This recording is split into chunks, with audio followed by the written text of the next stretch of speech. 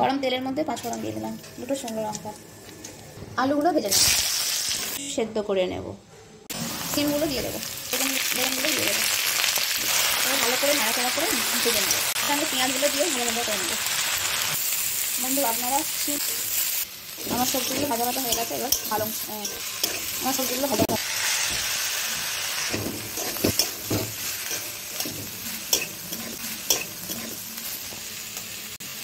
এবার পালং শাকগুলো দিয়ে দেবো, সরষে আর জিরে বাটাটা দিয়ে দেবো, এবার হলুদ দিয়ে দিলাম, লঙ্কা, এবার ভালো করে মশলাগুলো মেখে নেব, এবার ভালো করে নাড়াচাড়া করে নেব।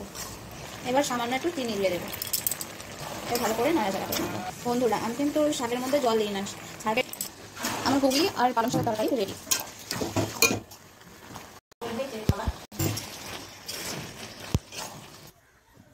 আমার এই